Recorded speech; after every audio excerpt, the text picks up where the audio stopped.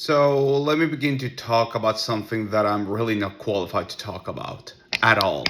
And before I move on, maybe I should emphasize really that this is not financial advice. I'm not a licensed tax advisor. Go do your own research. Don't listen to me. Regard this as just a ramble and somebody who's talking out of their arse, literally. Just so I can avoid any legal calamities on my part. Anyway, with that being said, and again, no, this is not advice. Go see somebody who's a professional if you want advice. I heard something interesting, and it is my experience also that this is true.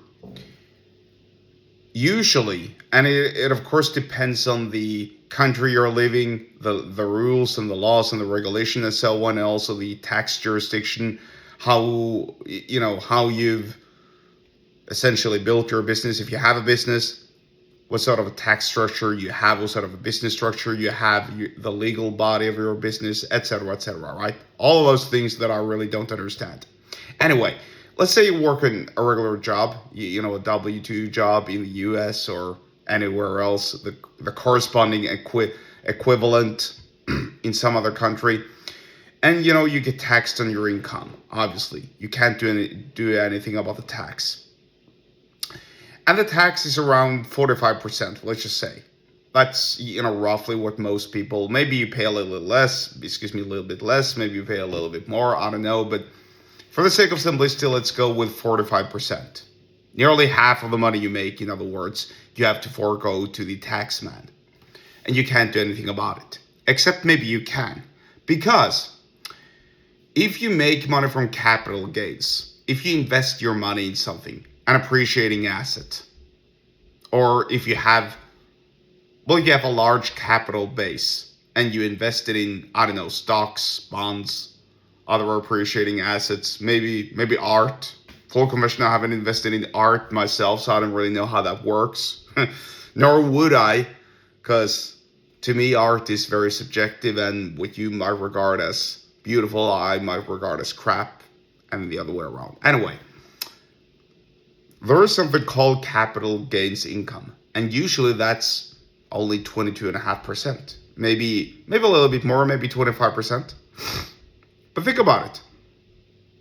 If you can choose between paying 45% tax and 22.5% tax, which would you choose? I mean, the answer should be blatantly obvious.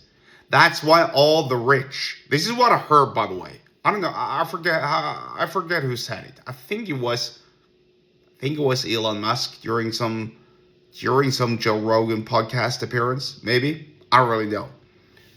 But this is what many of the rich do. They know that if they have a big enough capital, they can just invest in stocks and bonds and other appreciating assets, and then pay taxes on their earnings from those investments, which falls under capital gains tax, which is significantly less than the W-2 tax. Then what happens? Let's say that you do that, and then you also take up a loan. And by the way, don't do it unless you know exactly what you're doing. This is not advice. This is just me speculating. This is just me talking out of my arse. So don't do it. I'm stupid. Regard me as somebody who's stupid who don't know what they're talking about. But let's say that you actually took up a loan from the bank, and from your investments, you made so much money that you could pay down on your debt alone. From your investments, you made more than the interest rate on the mortgage. So now the banks want you as a customer, because even the banks make money. So they want to lend you more money, which you can invest in more assets and make more, because the interest compounds. The return rate compounds. Well, so does the interest rate in that regard. And then what happens to your fortune? Well, you don't have any fortune because you have loans. So you are net negative in money. So they can't tax your fortune because there is no fortune, but you're still making money. Right?